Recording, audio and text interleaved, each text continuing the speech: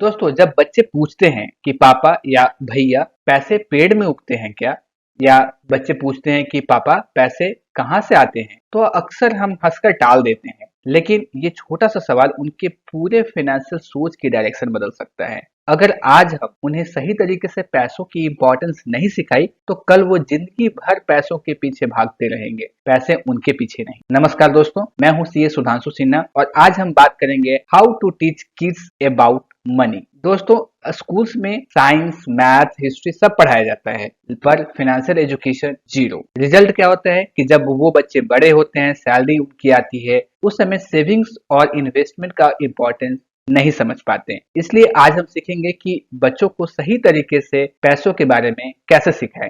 तो चलिए शुरू करते हैं। दोस्तों, चलिए शुरू करते हैं दो बच्चों की कहानी से। ये है शर्मा जी का बेटा और ये है गुप्ता जी की बेटी। दोस्तों, शर्मा जी बेटे को हर महीने 5 रुपए पॉकेट मनी का खर्चा देते हैं, जिसे वो चॉकलेट्स या फिर गेम्स पे पूरा खर्च कर देता है। वहीं पे गुप्ता जी भी अपनी बेटी को 5 रुपए हर महीने देते हैं एज ए पॉकेट मनी, लेकिन उसे सिखाते हैं कि उसमें से 100 रुपए हर महीने बचाना जरूरी है। 1 साल के बाद जो शर्मा जी के बेटे के पास कुछ भी नहीं बचता सेविंग्स में, वहीं पे जो गुप्ता जी की बेटी है उसके पास बचता है 1200 रुपए प्लस एक स्ट्रॉन्ग सेविंग्स की हैबिट। यही होता है फाइनेंशियल पेरेंटिंग का मैजिक। दोस्तों, आइए समझते हैं कि बच्चों में कोर मनी प्रिंसिपल कैसे डेवलप करें। दोस्तों, एक्सपर्ट बताते हैं कि बच्चों में 7 साल की उम्र से ही मनी हैबिट्स फॉर्म शुरू होना चालू हो जाता है। तो आप क्या कर सकते हैं कि पॉकेट मनी को एज ए टूल यूज कर सकते हैं। जैसे कि जो छोटे बच्चे हैं उनको खुद ही डिसाइड करने दीजिए कि स्मॉल स्पेंडिंग जब वो करना चाहते हैं, छोटे खर्चे करना चाहते हैं, तो उनको खुद से डिसाइड करने दीजिए, ताकि उनको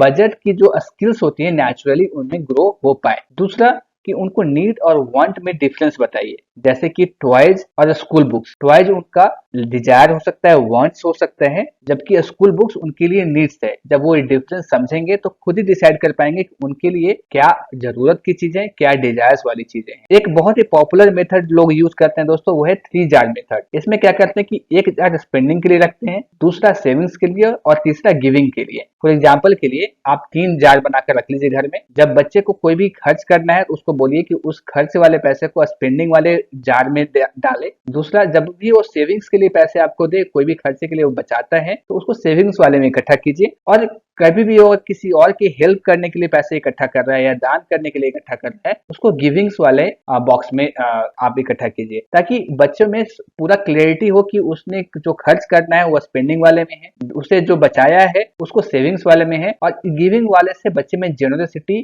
डेवलप होती है। तो कहीं ना कहीं ओवरऑल ग्रोथ बच्चे का हो पाता है। दोस्तों, बात करते हैं right versus wrong way of parenting की। दोस्तों, बच्चे मनी या सेविंग से रिलेटेड जो भी स्किल्स है कैसे डेवलप कर रहे हैं या कितना कर पा रहे हैं, ये आपके पेरेंटिंग पे बहुत ज्यादा डिपेंड करता है। फॉर एग्जांपल के लिए आप ऐसे देखिए कि रॉन्ग अप्रोच कैसे होता है पेरेंटिंग का। मान के चलिए आपने बच्चे को पैसा दिया और उसको बस बोल दिया कि इसको खर्च नहीं करना है, लेकिन उसको पता ही नहीं है दोस्तों कि आपने ऐसा क्यों बोला। वो कंफ्यूज हो जाते हैं क्योंकि आपने उनको प्रॉपर गाइडेंस नहीं दिया। जबकि उसी के जगह पर अगर आपने राइटली उनको बोला होता है कि आप उसको पैसे दे रहे हैं और बोलते हैं कि आपको एक स्मॉल टारगेट्स है, स्मॉल गोल्स है जिसे आप अगले महीने अचीव करना चाहते हैं। जैसे फॉर एग्जाम्पल के लिए आप बोलिए कि आपको मैं पैसे दे रहा हूँ, इसमें से आपको सेविंग्स करने हैं ताकि अगले महीने आपके लिए एक टॉय या कोई खिलौना आपके लिए मैं खरीदना चाहता हूँ। इससे उनको बहुत ही अच्छे से क्लियर होगी कि पैसे सेव करने हैं, जिसका एक मकसद है, जिसका एक पर्पस है, कि ताकि अगले महीने उनको एक टॉय मिल पाएगा। इस अगर राइट वे में आप उनको अच्छे से समझेंगे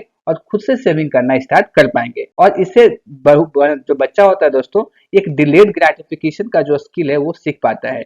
क्योंकि जो डिलेड ग्रेटिफिकेशन होता है वो वेल्थ बिल्डिंग की सबसे बड़ी स्किल होती है। तो वो नेचुरली धीरे धीरे वो इतने बड़े बड़े स्किल वो सीख जाता है। वेल्थ बिल्डिंग की इतनी अच्छी स्किल उसमें खुद ही नेचुरली डेवलप हो पाता है। तो अब बात करते हैं कुछ ऐसे मिस्टेक्स की जो अक्सर पेरेंट्स किया करते हैं। पहला, साइलेंट ट्रीटमेंट, यानी बच्चे को पैसे की टॉपिक से दूर रखना, उन्हें बोलना कि ये बड़े लोगों का सब्जेक्ट है, इससे दूर रहो। दोस्तों, जब तक उनको आप आसान तरीके से समझाएंगे नहीं, तब तक वो समझ ही नहीं पाएंगे कि सेविंग्स क्या होता है, उनको कहाँ खर्च करने हैं, उनको कहाँ कैसे इन्वेस्टमेंट कैसे होता है। आपको थोड़े थोड़े सिंपल वे में उनको समझाते रहना चाहिए। दूसरा, सेविंग ओनली फोकस, यानी सिर्फ सेविंग सिखाना उनको, बट इन्वेस्टमेंट का कॉन्सेप्ट ही नहीं बताना या उसको इग्नोर करना, ये भी एक गलत तरीका है दोस्तों। उनको सेविंग के साथ इन्वेस्टमेंट भी बताना चाहिए। तीसरा, निगेटिव मैसेज, जैसे कि आप निगेटिव तरीके से उनसे बोल रहे हैं कि पैसा ज्यादा खर्च करोगे तो प्रॉब्लम होगी। इंस्टेड ऑफ दैट उसके जगह पे आपको क्या बोलना है दोस्तों कि पैसा सही से इन्वेस्ट करोगे तो ग्रो होगा। तो कहीं ना कहीं आपको निगेटिव नहीं बोलना, आपको पॉजिटिव वे में उनको समझाना है ताकि उनका माइंडसेट भी पॉजिटिवली डेवलप हो पाए। दोस्तों अगर बच्चों को इन्फ्लेशन के बारे में समझाना है तो आप ऐसे समझा सकते हैं कि आज की जो आपको 100 की चॉकलेट मिलती है वो 10 साल के बाद आपको सेम चॉकलेट 200 रुपए में मिलेगी। तो अगर पैसे को इन्वेस्ट नहीं किया तो उसकी वैल्यू घटती जाती है। यानी सिर्फ सेविंग नहीं, हमें ग्रोथ भी करना जरूरी होता है पैसे को। तो कहीं ना कहीं उसके लिए हमें इन्वेस्टमेंट करना होता है। तो ऐसे सिंपल तरीके से उन्हें समझाएंगे तो उनको समझ में आया कि इन्फ्लेशन यानी कि महंगाई क्या होता है, क्यों हमारा जो चॉकलेट है अभी 100 रुपए का मिल रहा है, बाद में 10 सालों के बाद वो 200 रुपए का मिलेगा। तो क्यों हमें इन्वेस्टमेंट करना चाहिए, क्यों हमें अपने पैसों को ग्रो कराते रहना चाहिए। तो ये इनको इजिली वे में समझ में आएगा जब आप उनको प्रैक्टिकल उनसे रिलेटेड जैसे कि चॉकलेट टॉय से रिलेटेड एग्जांपल देंगे तो वो समझ पाएंगे। तो आइए दोस्तों हम लोग क्विकली रिकैप करते हैं कि आज हमने क्या सीखा। सबसे पहले कि हमें अर्ली स्टार्ट करना है। बच्चे जब 7 से जब ऊपर की एज में जाने लगे तो उन्हें थोड़ा थोड़ा चीजें समझाना चालू कर देना चाहिए। फिर हमने देखा कि हम कैसे पॉकेट मनी को एज ए टूल यूज कर सकते हैं, बच्चों को सिखाने के लिए, लर्निंग के लिए कैसे हम यूज कर सकते हैं। फिर हमने देखा कि बच्चों को सेविंग्स की हैबिट हमें ग्रेजुअली डेवलप करनी है। इसके लिए हमने 3 जार मेथड का भी देखा कि हम 3 जार को यूज करके उन्हें डिफरेंस बता सकते हैं, स्पेंडिंग, सेविंग्स और गिविंग्स के में डिफरेंस जो होती है। फिर हमने देखा कि